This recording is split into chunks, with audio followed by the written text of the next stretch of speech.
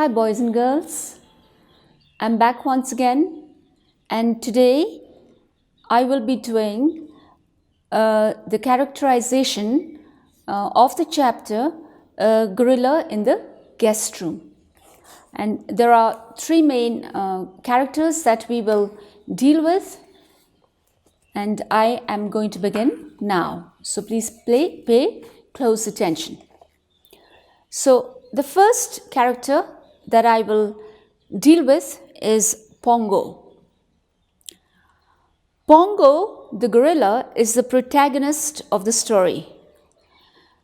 The baby gorilla, at his first appearance at London Airport, was about 18 inches high. He was quite heavy for his age, handsome and healthy. His fur was light chocolate, thick and soft. His eyes were small, deep-set and twinkling. His face was soft and glossy.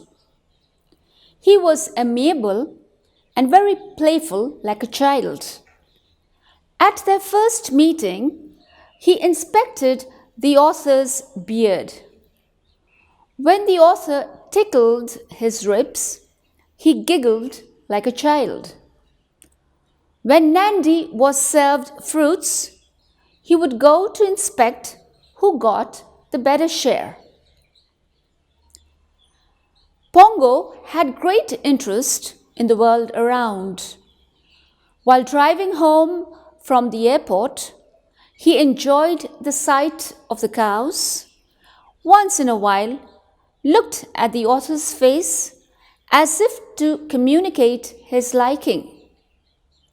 His mannerisms were so unlike Ape that Gerald's wife, who was so reluctant to allow it in their residence, and his mother were immediately won over.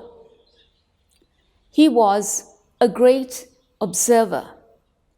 He examined the sofa along with anything around that was of interest. He had a different approach to a situation. Whenever he had to be locked up, obviously he did not like it, but resigned to it, giving off a few sharp screams.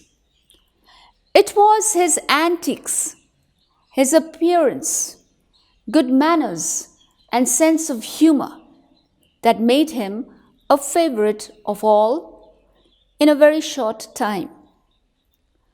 What greatly amused him was playing antics with the visitors that at times resulted in a physical injury. Pongo had a great taste for delicious, juicy fruits and vegetables. He was an extrovert and was capable of establishing friendship with any other human being. He was so very human that the reader could not help loving him. So that is Pongo. Now next we go on to Nandy. Nandy, that is Pongo's mate. Nandy, Pongo's mate, on the other hand, was an introvert. She was fat and had glossy fur. Her skin had a satin-like sheen and she had very impressive, large and lustrous eyes with a frightened look that could not trust humans. This was perhaps because she was dealt with some intrepid humans in a wild manner, causing a scar on her head. It was this inhuman behavior of man that had cautioned her of this living species, for which she could hardly be blamed for being antisocial. Being fiercely hurt, she could not welcome a friendly gesture in man. She was initially kept in a separate cage so that she could see him but showed very little interest of but showed very little of interest in him as well as others. That means she showed very little interest in Pongo or the staff members in the zoo or the narrator himself. She never looked directly at one. She gave a side glance and would try to gauge one's next move. The typical expression on her face that one could never miss was one of woe and fright. The first meeting between Pongo and Nandy was a cause of great anxiety because one did never know how the two would react to each other, considering Nandy's sullenness and disinterested attitude. It was interesting to watch the two, one sitting on a branch watching her with disinterested mistrust, while she was curiously suspicious with an aggressive expression. Both were looking thoughtfully at the other.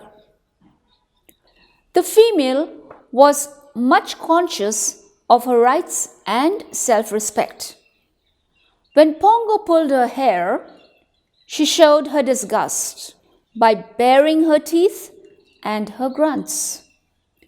There was a childish mannerism to be noted in their behavior, though they worked it out on their own protocol. Who should occupy the swing on the rope while the other was sitting on the crossbeam? Later, they both shared the wooden shelf, having accepted each other's presence. The two gorillas were greatly different from each other in their behavior. Pongo was a clown, whereas Nandy was quiet, observant, and thoughtful. It is her meditative character which made her greatly different from the other. She was wise because very soon she had understood that Pongo was neither a bully nor malicious. It was his playful nature. At times, she lost her cool when he reached the limit. She would then chase him around the cage, and when she could get hold of him, finally she would give him a good beating. Though the two were different from each other, one had respected and tolerated the other. So, that is Nandy. We have done Pongo and Nandy, and now finally we will do the narrator, that is Gerald Durrell. Gerald Durrell, who is the narrator, had great concern for the well-being of endangered species. He felt that zoos should not merely showcase animals but work for the conservation of wildlife. Common animals are to be replaced by rare and threatened species to save extinction. That is what he thought. Durrell had a genuine love for animals, which urged him to arrange for the baby gorilla. He was earnest and energetic about it and steadily pursued it. The price of the gorilla was quite an amount which he could not then afford it. But soon he arranged for the rich people who could afford it. Durrell was very loving and an affectionate pet lover. His concern for the gorillas gives one the feeling of a loving parent. He was very understanding, as well as he could assess the cause of Nandy's sullen behavior and knew that it would take them about 6 months to gain her confidence. Durrell was one who encashed his experience in life. His memories of Chumley, the chimpanzee, told him to keep a watch, and even though his mother requested him to allow the gorilla to stay at home, he did not agree to it. Durrell's understanding of animal needs made him look for a mate for Pongo so that he did not feel left out. His concern for the gorilla's health makes the reader realize that he was no less than a parent. He constantly monitored his health condition, consulted vets, arranged for his treatment.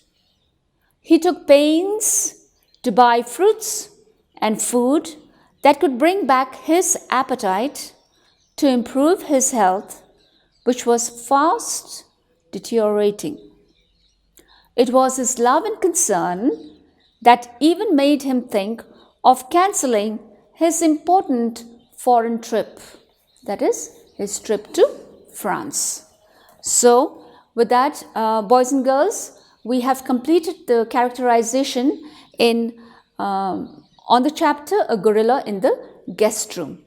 And again, I would like to remind you once again, while you are answering your questions, please do underline the keywords because it's very important.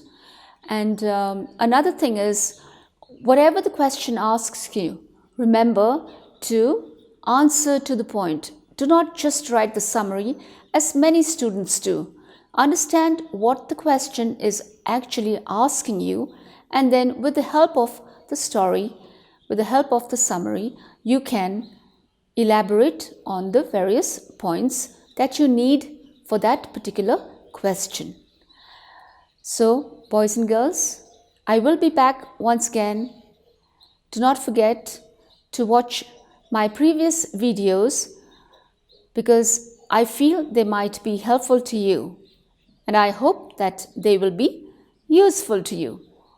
And until the next time, remember to stay tuned. Bye-bye.